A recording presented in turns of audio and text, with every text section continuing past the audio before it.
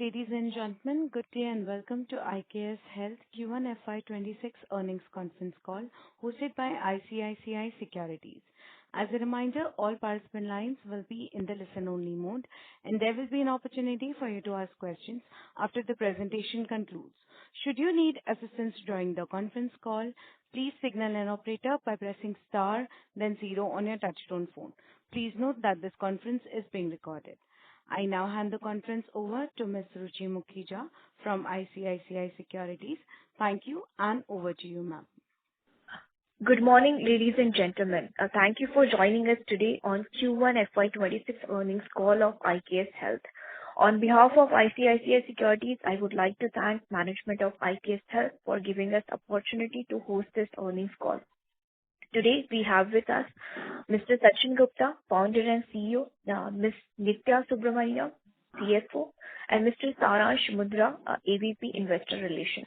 I turn it over to Saransh for the safe harbor statement and to take the proceedings forward. Thank you, and over to you, Saransh. Thank you, Ruchi. Welcome, everyone. Thanks for joining the call early in the morning. We'll start with the disclaimer, then I'll hand it over to Sachin. As part of our prepared remarks, we may make certain statements that are forward-looking and may involve uncertainty. We don't take any responsibility to update those statements, and your discretion is warranted while making any investment decisions. Over to you, Sachin. Great. Thank you, Saransh. Thank you, Ruchi. Just a minor correction, it's Nithya Bala Subramaniam, not Subramaniam. But anyways, good morning, everyone, and welcome to our earnings call for the first quarter of fiscal 26. This is our third earnings call since we went public in December last year. So excited to talk to everybody again. On the call today, I'll do probably three things. One, just because there is always some participants that are relatively new, I'll start off with giving a very quick high-level overview of the business, talk specifically about our execution this past quarter as it relates to those 5 strategic vectors along which we want to measure our progress and along which I think our discourse is most relevant, because I think those vectors drive the financial outcomes that all of us are interested in. And then, of course, we'll dive into, I'll provide some high-level commentary on our financial performance for the fiscal Q1, after which I'll turn it over to Nithya to talk through some of the details, and then we will open it up for questions. But before I dive into the high-level overview, let me kick the call off. Obviously, all of you have seen the release that came out last night. Hopefully, you studied the numbers. One of the things that I think some of you saw in the release that perhaps might have caused some confusion, and I want to just clarify it up front, was the change in director status in the CONCALL mothership. And I just want to clarify, there's nothing really that's changing fundamentally. This is very a technical change associated with the fact that I live in the US, and hence my employment pretty much needs to reflect with the US entity. And as a result of which, I can't really be employed by the Indian mothership. And so as a result of that, I'm no longer a whole-time director. And because the company obviously needs a whole-time director, Nithya is being made the whole-time director. I continue to be the group global CEO and continue to be at the helm and at your service for as long as you guys desire.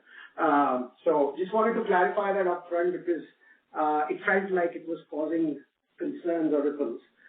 We can certainly take any other questions around this when we get to the questions. Okay, now to just jump into the business. Obviously, you've seen the numbers, a solid quarter of performance, but before I go into the quarter, just a quick high-level recap of the business model. So we are perhaps the most comprehensive care enablement platform that delegates chore tasks from large physician groups in the US so that they can focus on their core of patient care and patient experience. We do so in a manner where we have built proprietary technology to eliminate as much of these tasks as possible.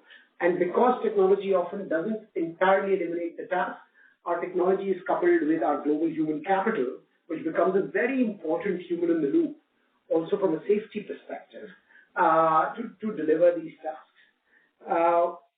We do so in a manner where not only is it clinically transformative for the patient experience and the quality of care, but also it's financially transformative for the practice which, as you know, U.S. healthcare is under tremendous financial stress. And so through these 16 odd tasks or actions that we delegate for these solution groups in the U.S., we are often able to, at the full manifest of the platform, deliver between 800 to 1,000 bits of additional economic value for them after paying for the platform. So it's financially transformative in addition to being clinically accretive for them as well. We have, over the last 18 years, grown our business to about 150,000 clinicians across the U.S. Remember, there's about 900 or 1,000 in total. So 150,000 clinicians in the U.S. Use some manifest of our platform or the other. And those 150,000 are spread across now about 650 organizations that these physicians are a part of, right? So 150,000 physicians, 650 odd organizations. Remember, this number was close to 800 in October of 2023 when we completed the Acuity acquisition. We had then said that, our strategic business model is always to have the consolidators as our clients, which are the large groups that are buying the other groups. And so with Acuity, we got a lot of good stuff, but one of the things we got was a long tail of small physician groups. And strategically, intentionally, we are continuing to prune that tail. We are now down from a combined customer base of 800 plus in October 23 to about 650. And as I've stated in the past, a sort of steady state will probably end up closer to 500. So that's just one thing to keep in mind. 650 plus customers, 150,000 providers. Our business model, because of its unique nature by which we actually delegate all of these tasks that are chores but are very important for the sustenance of their practice, is by that very nature, the business model becomes annuity also. So 95% of our revenue is repeat revenue from the same customers. And in addition to that, it becomes really, really sticky. So it's a very sticky annuity business model. And the human element of what we do now comprises of about 12,368 FTEs across the US and India. Again, remember this number in Q1 of FY25 was actually 13,277. So on a year-on-year basis, our global headcount is down about 7%, which is again something that we will talk a little bit more about when we discuss our strategic vectors of execution. Obviously, because we are very intentional about working with consolidators, our top 10 and top 5 clients drive a large part of our revenue and our growth. That is very intentional. The good news is that our top 10 and top 5 clients have great vintage and are actually growing. So that always is a good sign of the progress in the business.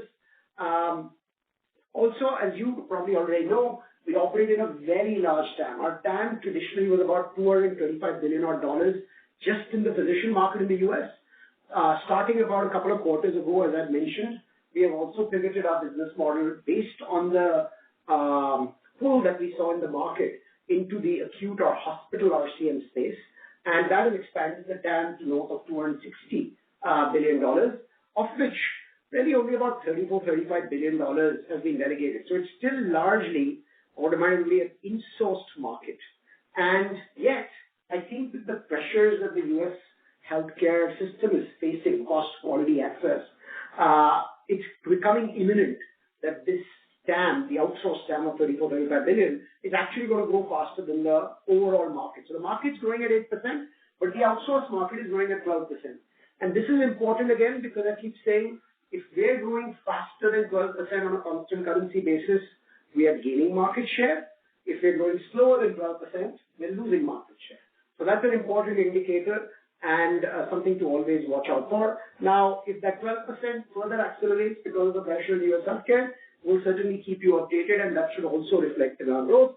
And our idea, obviously, is to grow significantly faster than the outsourced TAM over a period of time. One of the other dynamics that it creates, because there's such a large TAM, which also then leads to, Saransh, we can go to the next slide, our competitive positioning, is that because these 16 odd tasks,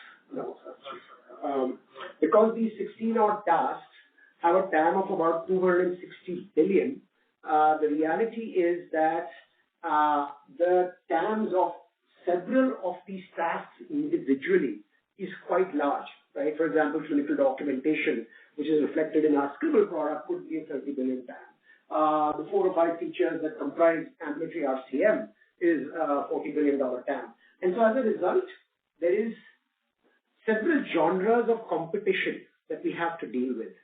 One of those is actually what I call these point solution companies that are focused on 1 or 2 or 5 of these 16 tasks, because the relative TAMs of each of these tasks itself is so large that you can build a very large company just focused on them. Now, our thesis always was that as the market matures and buying behavior matures, buyers will realize that they can't be in the business of buying many point solutions and integrating them, carrying the burden of managing tens of vendors across these point solutions. And so over a period of time, they realize that the value of the whole is much greater than the sum of the individual parts, and that is a better strategy. And we see that the buying behavior will slowly but surely migrate towards the platform buying behavior. And so what that means is, and we've set our strategic competitor advantage to that, which is we're the only company that has the full breadth of the platform for those buyers that are willing to buy the platform thesis today. But because there are several buyers, especially in the large health system market, that are still interested in a point solution best of breed approach, the reality is for those, we still need to be one of the top 2 or 3 vendor partners in each of these point solutions. And that creates a very important strategic predicament for me where we have to execute as a leading point solution vendor across 16 point solutions, even as we're perhaps one of the very few companies that are building out the entire platform. And that really continues to be our competitive positioning. So with that, let's just quickly touch upon the 5 strategic vectors of execution that we are consistently focused on, that again, I think should shape the discourse that we should have on a continued basis, unless something changes, in which case I will let you know. So the first of the 5 is the fact that we are moving rapidly to this AI native agentic platform manifest for doing all these tasks. And, happy to report that there's been a lot of progress on this strategic vector over this last couple of quarters, but specifically last quarter. We launched Scribble Now, which is our fully ambient autonomous clinical documentation solution. And with that, I think IKS now has the most comprehensive set of variants that meet physicians wherever they are in their journey of choosing the right clinical documentation solution for their needs. We're also in the process of actually launching a very unique multi-variant Scribble option, which will allow each physician user to choose different variants of Scribble for different type of visits. So there'll be some easy patient visits where the fully autonomous ambient listening solution without supervision from the human produced instantly on a synchronous basis is best for them. And then there'll be other situations where there'll be more complex encounters where there is a need for more comprehensive documentation, where the human in the loop or the clinician in the loop becomes very relevant. And the ability to pick and choose different variants of clinical documentation solution for various parts of their patient panels, we suspect could be a very exciting differentiator over a period of time, just based on the utilization trends that we've seen across the country from ambient, autonomous only AI-driven solutions, where a lot of doctors perhaps have bought them, but their utilization of those solutions as a percentage of their overall visits is sort of, still in the 50s and 60% odd out there. So I think that should be very exciting. Also, happy to report that we've actually been able to build out our autonomous medical coding technology. Again, obviously Gen AI led for 2 medical specialties, which we now continue to optimize. And now, of course, we are expanding to several other medical specialties. Again, remember, just like clinical documentation, there are companies out there that all they do is medical coding. So this is to my point of wanting to be number 1 or 2 or 3 in each of the point solutions, even as we are trying to build the full platform out. And then, of course, we've done significant progress in the denial prediction and prevention space using our AI technologies that we've built. And we've also launched an AI-led patient engagement hub that actually drives behavioral economic inputs-driven patient engagement to help shape various aspects of patient behavior, including reducing no-shows for visits that help improve access to care, including nudging patients differentially around adoption of or adherence to various clinical protocols, etc. So significant progress in dramatically moving from sort of that human-led tech in the loop to not only tech-led human in the loop, but with AI now moving towards a fully autonomous set of features which don't need a human in the loop at all over a period of time. That's the first vector of our execution this quarter. The second one is obviously the big Acuity acquisition that we did in October 2023. Within that vector, there were three dimensions of execution that we had to accomplish to be successful with the acquisition. The first was actually the people, process, technology, and the cultural integration. And I'm happy to report that about maybe 18 months out, we feel like that effort feels complete. We feel like one company. And a lot of that synergies associated with that are now evident in our performance. The second big piece was the margin expansion. As you know, when we acquired Acuity, the pro forma blended margins of IKS that were traditionally in the high 30s EBITDA had dropped to about 24% pro forma. And we had said at the time that as we transform Acuity's delivery model from a sort of human-led model to a IKS technology-led global human-in-the-loop model, we will bring our EBITDA numbers back towards sort of the early to mid-30s. I'd like to say that I think a large part of that work is moving faster than we had anticipated, which is obviously being reflected in the numbers that we'll talk about for Q1. So I'd say that that sort of part of the work is maybe 2/3 done. And the last but not the least, and perhaps the most exciting part of the thesis, really was the cross-sell motion of our platform into Acuity's large customer base. And happy to note that I think we've now figured out how that motion is going to work. We are starting to see some wins in that space. Now, obviously, those wins and the revenue impact of those wins is slightly offset by the intentionality by which we are cutting the tail of Acuity's small customers, number one. And second, the revenue in terms of sort of revenue per unit of physician coming down because now we're replacing the sort of Acuity human execution model with an IKS technology-led model.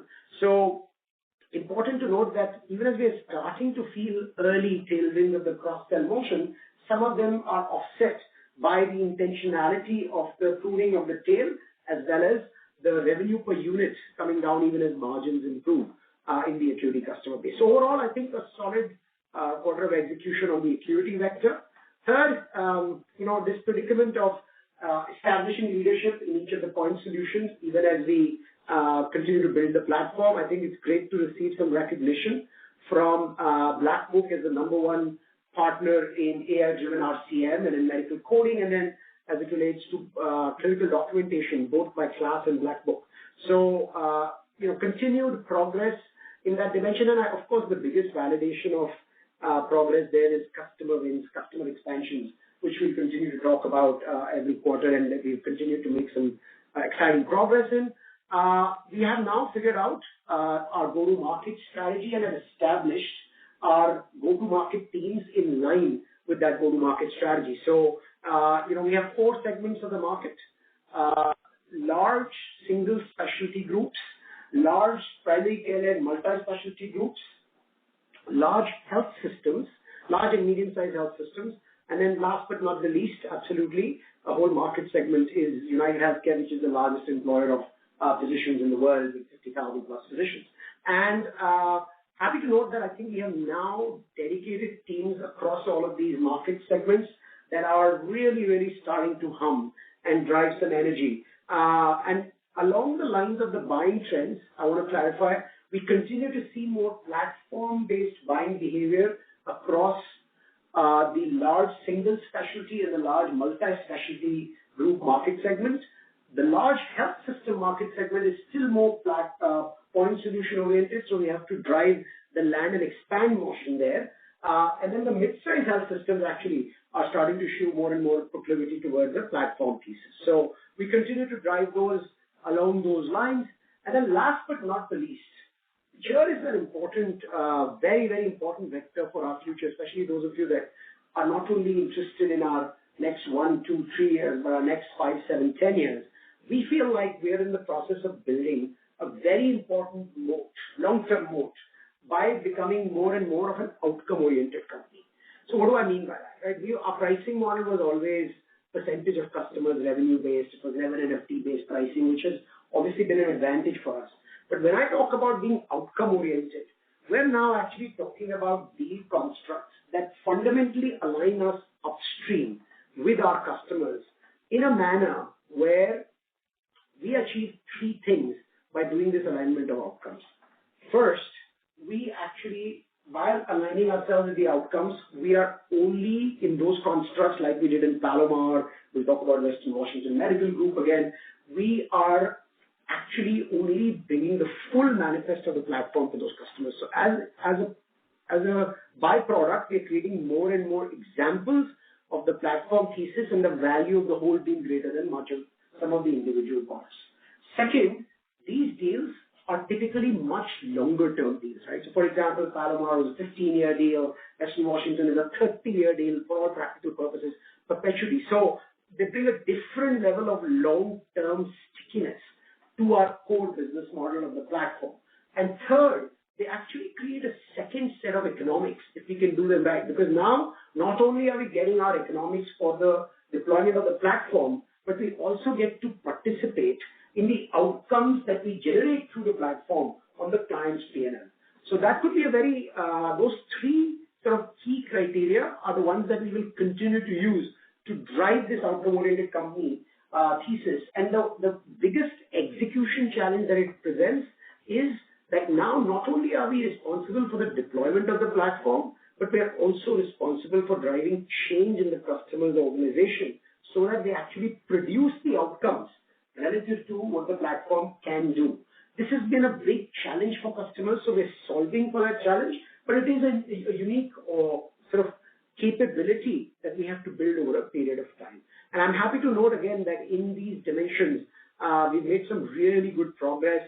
You're all aware of the Western Washington deal, which we'll just recap here in a second. Also, the Palomar deal seems to be progressing tremendously ahead of plan. And then the one concern that some of you had about Palomar in terms of their financial health, which I had mentioned at the time that, likely that one of the 3 big systems in the area eventually buys Palomar. It looks like they are getting closer and closer to an alignment with UC San Diego, which could also have other positive effects for us if we actually end up delivering the value prop that we have for Palomar. So across each of the 5 strategic vectors, solid execution, happy to note.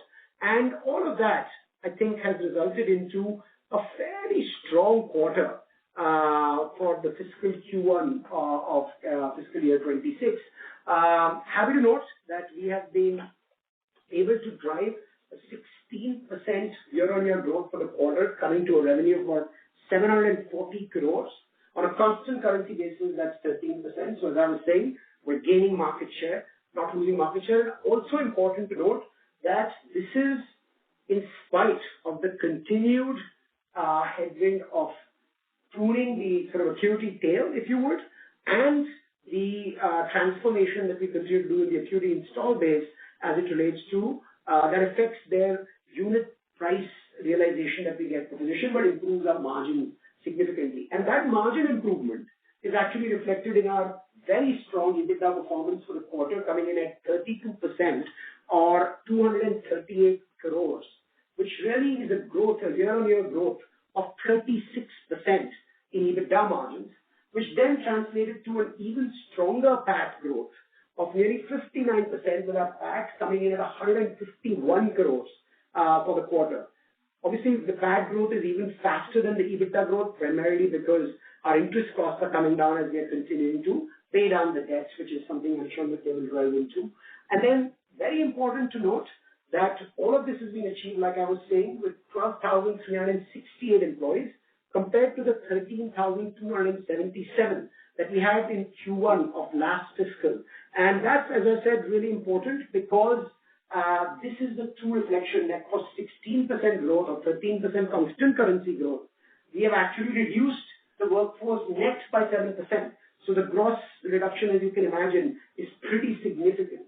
And that shows the continued non-linearity in the business and our true demonstration of moving from human-led to tech-led while driving industry-leading growth. So that's been a high-level summary of how we've done in the quarter. Moving on, and I'm going to invite Nitya shortly to talk a little bit about more details about this, but also just wanted to highlight a few key customer wins. Like I was saying, last quarter, we announced a very significant customer win in IKS Health system in the Pacific Northwest, where they had signed up for the full adoption of our platform, not only in the ambulatory side, but also have taken on our acute RCM solution end-to-end.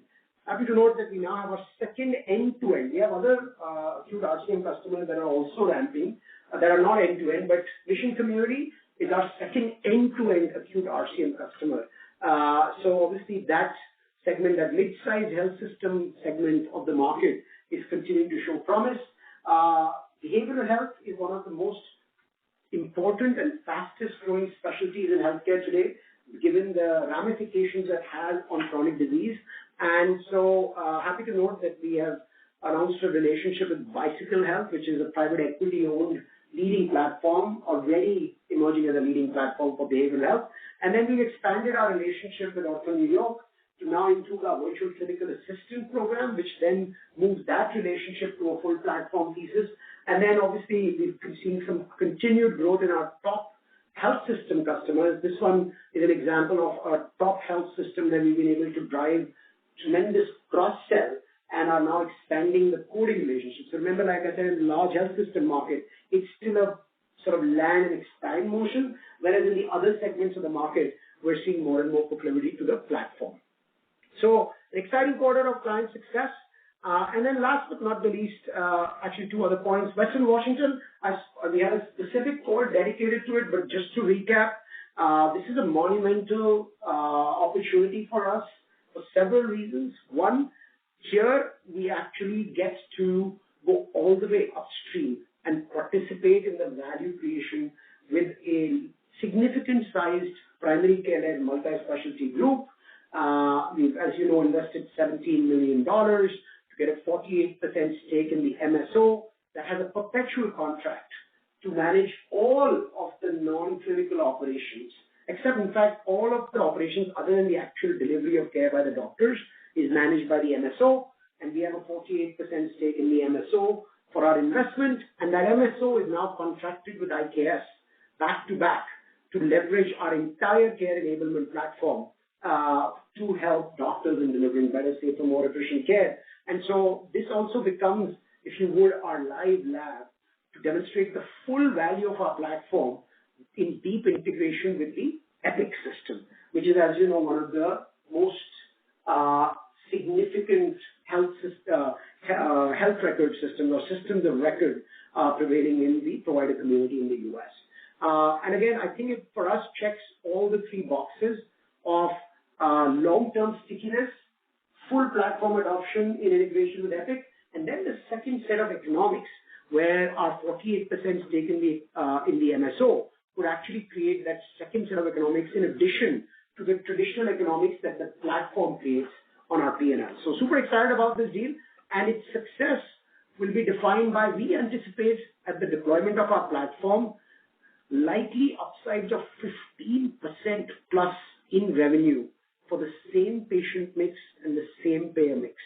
Now that could be so transformative in terms of value creation, both for the medical group and then our stake in the MSO, that if they're able to do this, it creates a whole different model for the sustainability of physician-led transformation of healthcare in the U.S. and creates a fundamentally different set of growth vectors for us. So we'll continue to drive such opportunities thoughtfully and in a disciplined manner over a period of time and continue to report against them. And then again, last but not the least, I want to report out some recognition from the industry.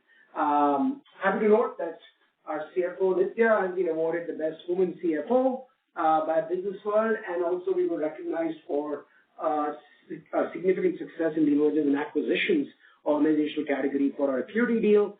And then this one is a very important vector where we've been working very hard on making our employee experience unique.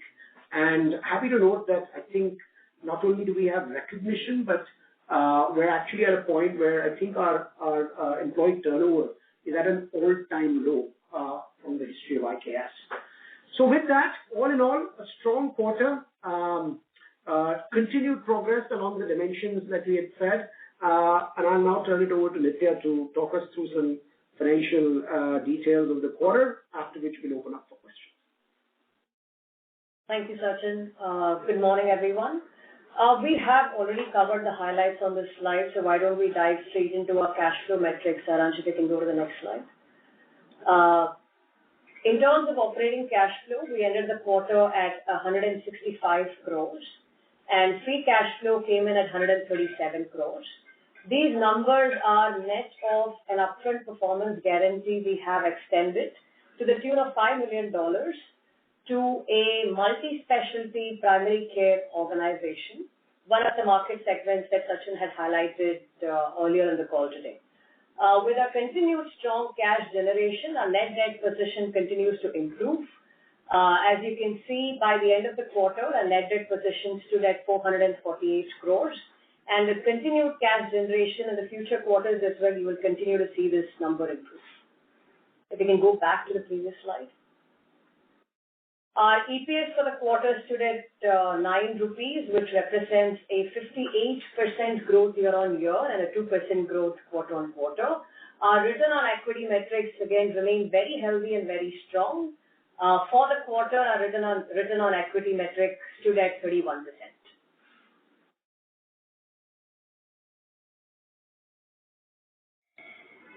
Next slide. So I call out a few highlights on this slide. In terms of forex impact, it was quite insignificant and minimal in the quarter. Our employee benefit expense in the quarter stood at 52.3% of revenues compared to 51.8% in the previous quarter. This increase is despite the net reduction in employee count, because we do continue to invest in technology as well as increments. And despite this employee benefit expense increase, our EBITDA for the quarter came in at 32%, which is a meaningful 90 bps improvement from Q4, where we reported 31.2%. Looking at PAT came in at 20.5% or 151 crores. Again, the growth in PAT is in fact even faster than EBITDA growth, largely because the finance cost continues to come down. You will note that the number was actually 26 crores in Q1 of last year versus 18 crores in the current quarter, and that is reflective of our debt repayment as well as the lower interest rate. Our ETR for the quarter stood at 22%. We have lost tax breaks in one of the SEZ units that we operate out of. For the full year, it's likely to remain in the same range. Our adjusted profit for the period, adjusting out amortization of intangible assets, stood at 22.7%. Saransh, if we can go and look at the next slide where we talk about our important KPIs. Our adjusted EBITDA per employee annualized number continues to improve quarter on quarter. As you can note, it was 0.8 million INR in the quarter. Our revenue from top 10 as well as top 5 customers continue to improve with our continued winning of client deals that you would have noted both in Q4 as well as Q1 now. Aging of top 10 and top 5 customers, again, the vintage remains very, very strong at more than 5 years in both these categories. Compared to Q4, the slight dip is in fact due to the fact that some of our newer customers have ramped up much faster than what we've historically seen. And we continue to expect to report healthy numbers in the future quarters as well. Thank you, Sachin. Over to you. Great. Thank you, Nitya. Again, excited about our performance this last quarter and what it means for the future. Also in line with continuing to build both best-in-class governance as well as surround ourselves with some of the wisest and most contextual minds in healthcare. Happy to note that we're adding Dr. Garheng Kong to our board. Garheng is quite an exceptional professional and leader with undergrad degrees from Stanford and MD, PhD, MBAs from Duke, but equally importantly, after a flourishing career in consulting, including at McKinsey, he started his own fund, HealthQuest Capital, which now invests across the entire spectrum of deals from startups to publicly traded companies. He's a lead independent director on large publicly traded companies like LabCorp, and also happens to be on the board of the Duke University Health System. So tremendous context and leadership. And, we'll continue to see that we will do whatever we can, wherever it makes sense, to surround ourselves with thoughtful leaders that can keep us both grounded but continue to expand our aspirations in the marketplace. So excited to have Garheng. With that, I think that concludes our prepared sort of remarks for the quarter. Again, very excited about our performance last quarter. The teams have worked really, really hard, and happy to take questions from here. Over to you, operator. Thank you very much, sir. We will now begin the question and answer session. Anyone who wishes to ask questions may press star and one on their touchtone phone. If you wish to withdraw yourself from the question queue, you may press star and two. Participants are requested to use only handsets while asking a question. Ladies and gentlemen, we will wait for a moment while the question queue assembles.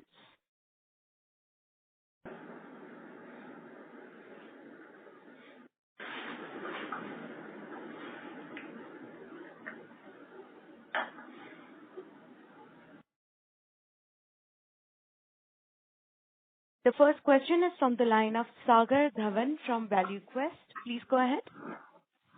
Thank you, and congratulations on a good set of numbers.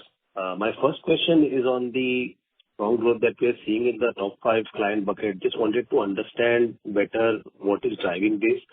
Is this sort of one client scaling up, or is it more broad-based? Is it other ideas, which I thought I was assuming was, is it due to cross-selling of equity into the cross-selling to a new equity client, or is it more outsourcing by some of the clients? So just wanted to understand what is driving this, and how sustainable is this? I mean, in the near term, should we assume that such kind of growth will continue in the near term as well? So great. Thank you for the question, Sagar, and thank you for joining this morning. Yes, look, I think our top 5 customer trend is healthy, and I think the answer lies in all of the above, in the points that you noted. There is momentum being seen on the cross-sell of acuity in one of the customers. There is these large platform deals that we've signed that have kicked into that top 5. And the reality is, if you think about it, when I look at the wallet of our top 5 customers, the wallet potential for our platform, we are nowhere near 100% wallet. So I think, one, it's a great sign that the top 5 customers are growing. And sure, if we continue to execute like this, there is no reason to believe that the top 5 customer growth should be evident. Now, you might not see it linearly like this in every quarter, but when you look at it over a significant time horizon, given the wallet opportunity of our top 5 customers and the strength of our platform, there's absolutely reason to believe that growth should sustain. Understood, sir. And just on the Palomar deal, if you could provide an update on how it is scaling up, because it's been like 8-9 months now. So are you seeing the upsides that you had thought about? Yeah, Sagar, thank you for asking again. Yes, I think we're ahead of plan, actually. I can't go into the specifics here, but I'd like to say that so far we've been delighted. Our teams have executed tremendously on the deal, even as we are not even fully implemented on all the features of the platform. Our financial pro forma 6 months in is better than what we thought it was going to be, even though we're not fully implemented. So we continue to be really optimistic about what the Palomar deal will produce for us and at what pace. Also, as you know now, the one concern that some of you had about the financial future of Palomar, that continues to be looking a little bit more constructive and that creates its own additional opportunities depending on which system eventually ends up with them. So yeah, very positive on the Palomar deal. Yes. Got it. Understood. And one last question from my side is on the tail cutting that we're doing on the equity side. Just wanted to understand how meaningful of a drag that has been on the growth in this quarter, and what could have been the growth if, the tail cutting was not happening? Yeah, Sagar, I think I'll refrain from providing those specifics, but I will say that it's material. I'm comfortable saying that the drag is material, and that is why even as we are continuing to be intentional, we are trying to manage the drag in a manner that the cutting of the tail is real, because the reality is that cutting of the tail is also helping with margin growth. But at the same time, it's not so dramatic that it offsets our organic growth, which I think is returning back very strongly. So material drag, but managed to the best of our abilities. Got it. And till when is this process going to continue? You said you want to reach about 500 clients. Just a rough timeline as to by when this process could be completed? It's a tough one, Sagar. Look, it could be as much as another 2 to 3 quarters because, like I said, it's easy for us to. There's 2 factors here, right? One, even as we want to cut the tail, we don't want to let the customers down. They have been relying on us for performance, so we can't just sort of knee-jerk our way out of it. And second, the reality is we don't want it to have a dramatic drag in just 1 or 2 quarters. And so I think perhaps another 2 to 3 quarters is the way to think about it. And we'll let you know if sort of that changes. Because understood. 150 odd customers. So. Got it, sir. Got it. Thank you for taking my questions and all the best. Thank you. Thank you, Sagar. Thank you. The next question is from the line of Srinath V from Bellwether. Please go ahead. Hi, Sachin. Taking on the same kind of Palomar discussion, want to understand what is the path of the full implementation of the care enablement platform. How does this whole thing work? And want to understand, let's say if you assume they have 100 physicians, how many of their, roughly how many of their physicians have partially taken, one of the main suites of products of ours? What percentage of the physicians have actually taken the full, platform? And would it be fair to assume that somewhere in this, financial year, we would reach peak revenue potential in Palomar? Just want a qualitative understanding. Yes, great. Thank you, Srinath. Great question. So first of all, the commitment as a part of the deal is for 100% of the physicians to take the full manifest of the platform. So that is the definition of the full implementation. And the way we are rolling it out is there are some features that are already centralized in the way they operate. Those were the features that we implemented first, because what is already centralized is easier to drive as a part of the platform. And so those have been materially implemented already, and the others are well on their way. It is totally fair to assume that perhaps by the end of this, which is fiscal Q2, we will be fully implemented across all the features, across nearly 100% of the physicians at Palomar. And so, yes, we would have reached our peak revenue potential at Palomar at that point. Now, again, our peak revenue potential is, as you know, driven by 2 aspects. One is the platform fee, but then really the kicker comes in the upsides. And so those upsides will obviously be evident in our numbers, in our accounting numbers at the end of the year, because that's when they are calibrated. But yes, on the platform fee, the peak would have been achieved by the end of fiscal Q2. Perfect. Would like to understand. Go ahead. No, please go ahead, Sachin. Sorry. No, Shall, you're asking about how long does it typically take? So it's a work in progress. It depends on the change management sophistication in the organization. It depends on how much is already centralized versus not centralized. How good are the physician champions in the organization that are able to drive the change? how long does it take us if it's an EHR where we already have integration versus an EHR where as a part of the deal, we have to build the integration. So there are 3 or 4 factors that go into defining how long the full platform implementation might take. But of course, our objective is, on an overall basis, eventually to get to a point once it's more mature, where over 120 to 150 day period, we can have the full platform implemented across the entire physician base of the customer that we are committed to. Perfect. Wanted to understand, given if Palomar does get acquired by one of the other players, this is a very IT question, bear with me on this. There's normally some sort of vendor consolidation that takes place. How have you assessed risk? Would it be fair to assume, since we are so well integrated into Palomar, that we are somewhat safe from, vendor consolidation? Any broad views that you have on this, that would be great. Yeah. No, so given that we were potentially anticipating a change of control even when we did the deal, Srinath, we had already built a no out in the event of change of control. So first of all, there's a very, very penal contractual protection that will probably be a huge deterrent. But we don't like to rely on just the contractual protection. So the real value is the excitement that we are experiencing from the Palomar physicians.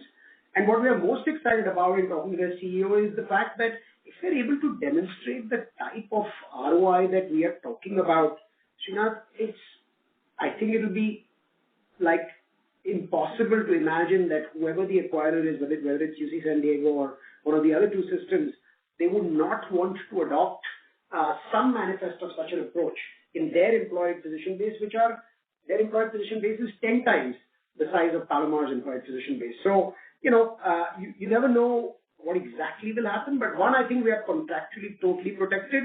And second, I think there's more opportunity than risk in Palomar integrating with one of the large systems in the area. Perfect. Just the last question on equity. Want to understand what percentage or anything you can share on equity customer migration to the ambient AI IKS product.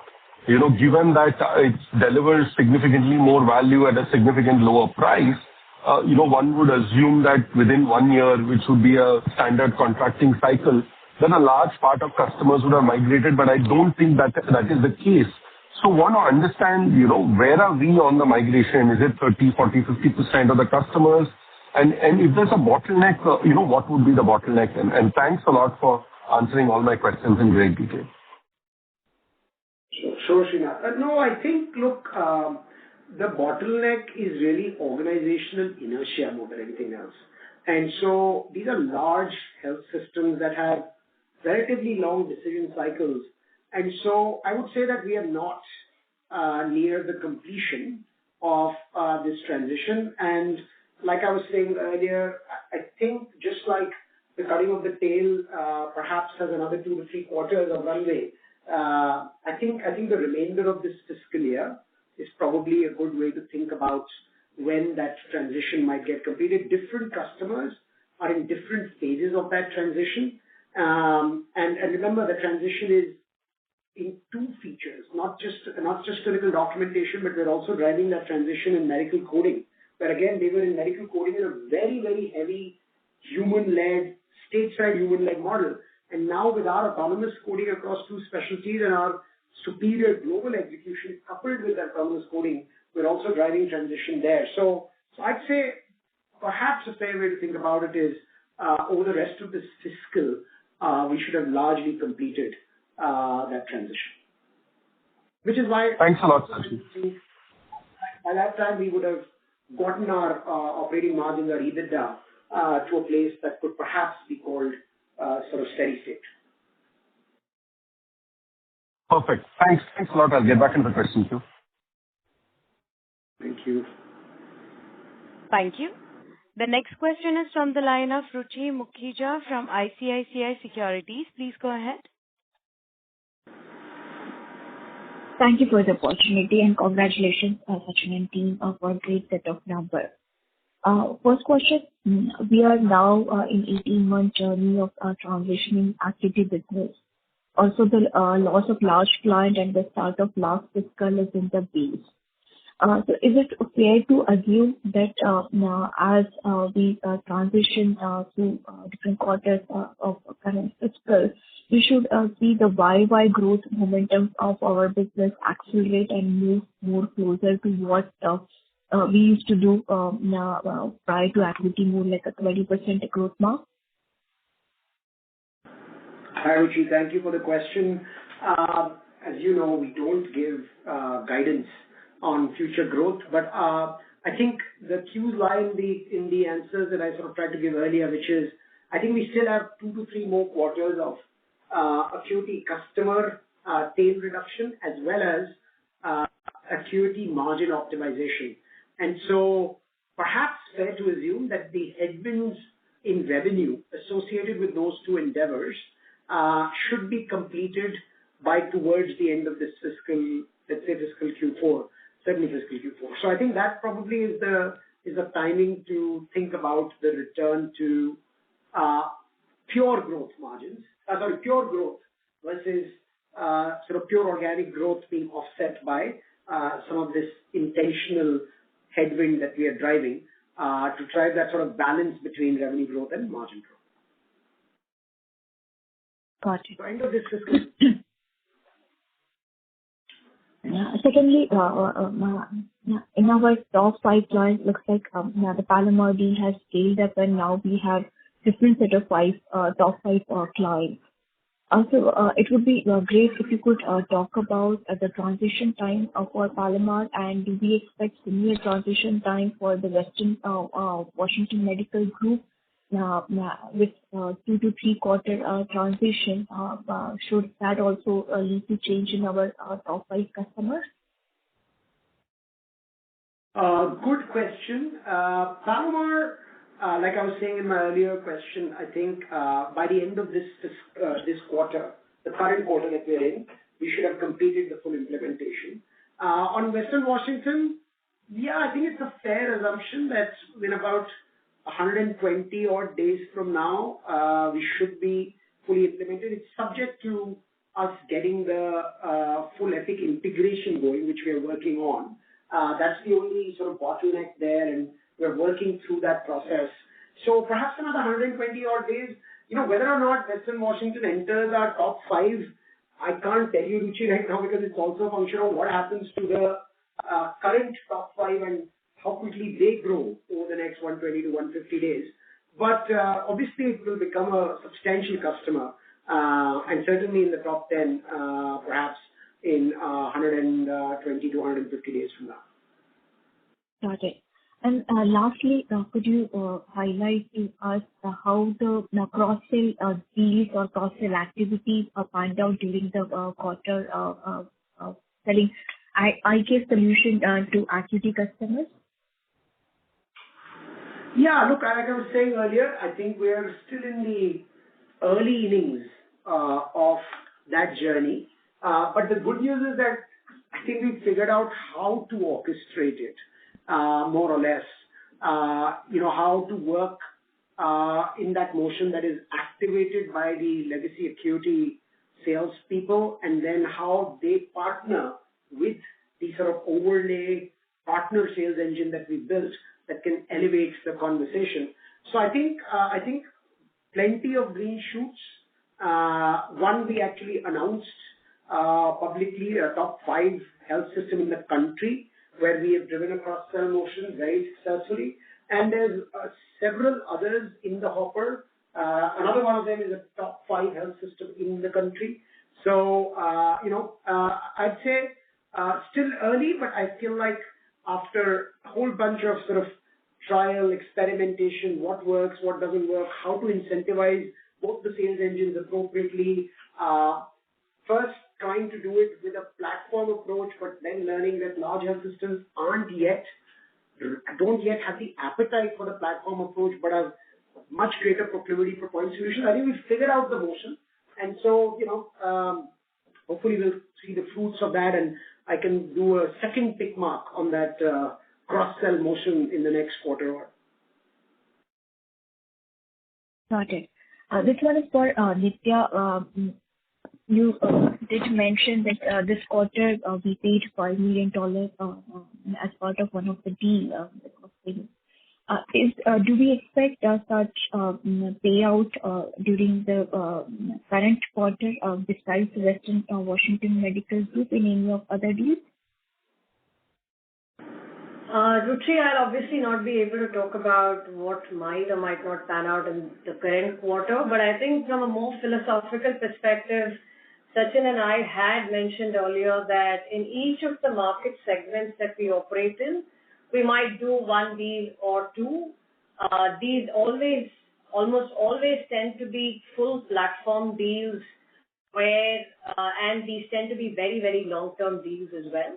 This helps us establish the benchmark in terms of what a platform deal can deliver in each of these market segments.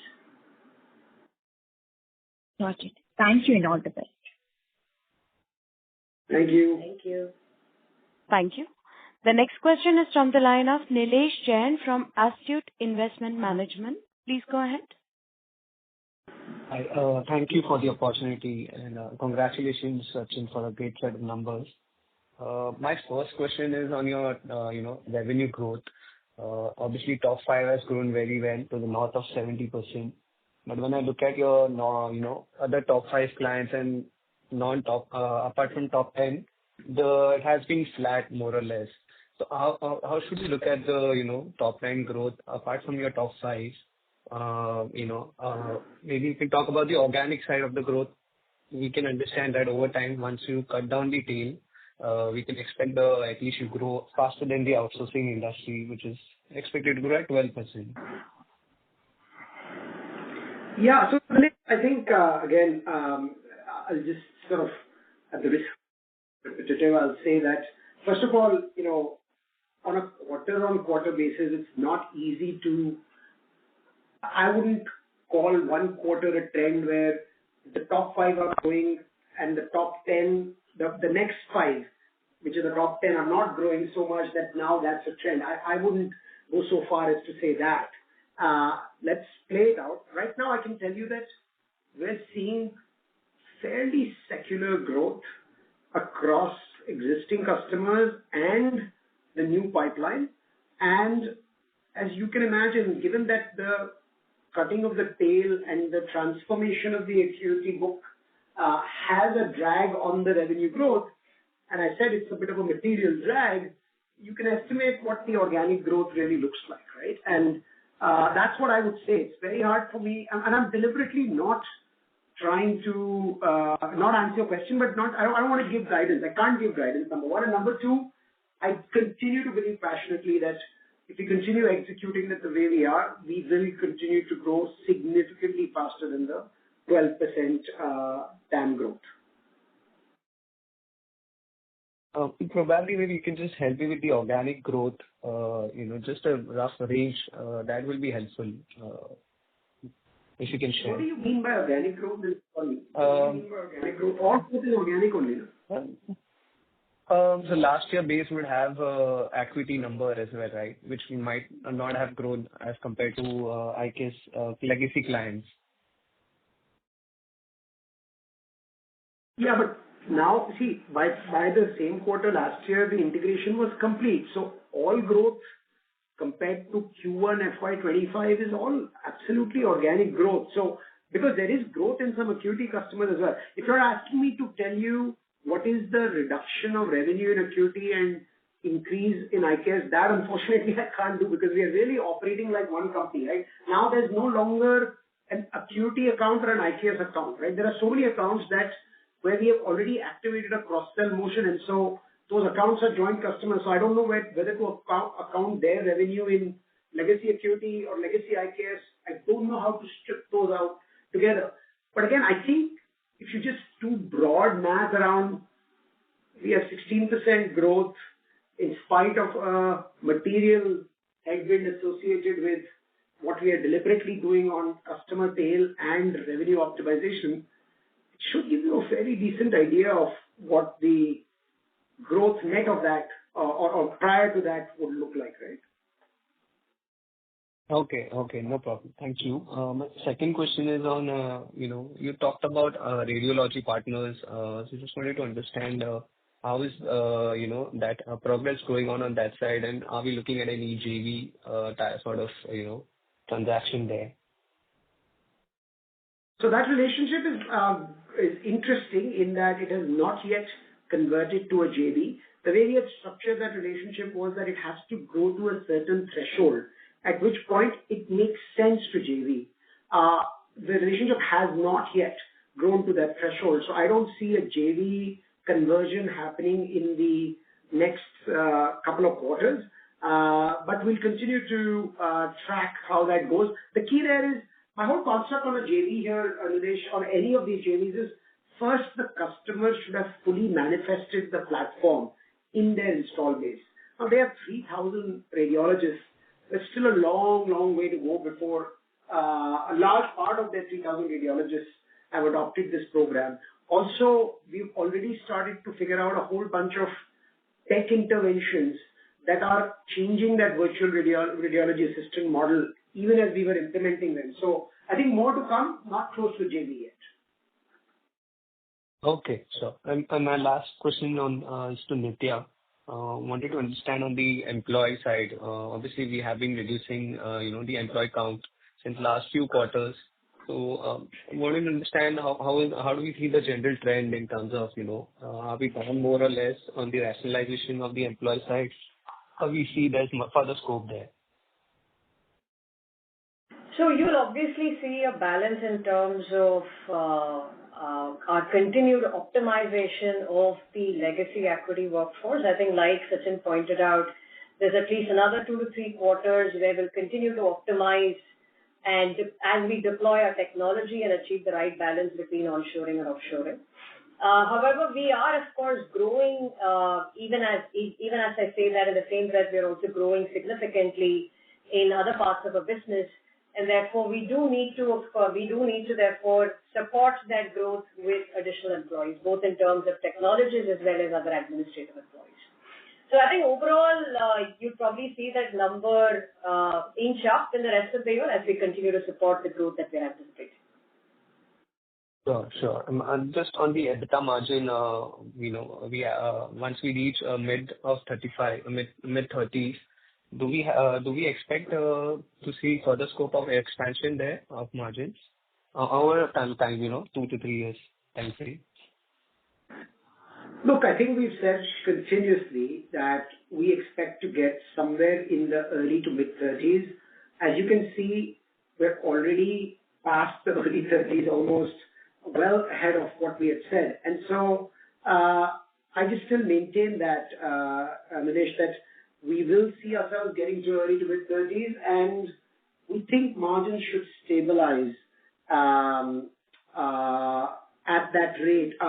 To try and say that margins could improve beyond the early to mid-30s, I don't feel comfortable saying that. I think our target still continues to be early to mid-30s, and as you can see from our performance, we feel very confident about achieving that. Thank you, and I wish you all the best. Thank you, Nilesh. Thank you. Thank you. The next question is from the line of Seema Nayak from ICICI Securities. Please go ahead. Hi, congratulations on a good quarter. With the headcount down about 300 Q1Q, how far are we pushing this lever? And with new deals announced, is there going to be a hiring expected going forward? And what is your ideal annualized EBITDA per employee that you are targeting? Yeah. Okay. Look, I think on the headcount, yes, look, there will be quarter-on-quarter fluctuations based on deal ramps. But I think, which is why I constantly point everyone to please look at year-on-year trends versus quarter-on-quarter trends. The trend that you're seeing year-on-year is a real trend. The trend that you're seeing consecutive quarter is loaded with all sorts of noise around one customer ramp related to things happening in that customer, a new customer start. So I would suggest if you really want to trend that, please look at it year on year. And that year on year trend is probably the most telling factor. On the EBITDA per employee, look, we don't. The way to track this is really like we've said, early to mid EBITDA at the corporate level, because also remember, look, like we were traditionally 1.5-2% R&D expense. Today we are close to 5% R&D expense, and we are setting up an AI Center of Excellence. We're just about to announce a Chief AI Officer under which the Center of Excellence will be built. So there's a whole bunch of things happening that are factored into our sort of general thinking of early to mid-30s. And at least my humble belief is that with the type of growth that we're driving organically, with these type of early to mid-30 margins sustained and the type of ROE, I think this is probably a good place to be. And that's sort of how I would suggest we play it out. But if there's anything else specifically that you're looking for in the EBITDA per employee, we can take it offline. But I think in general, I would say, I'll point you back to early to mid-30s corporate EBITDA, in spite of continued investment in sales and marketing and significant continued investment in R&D. Yeah, that's helpful. Thanks. Thank you.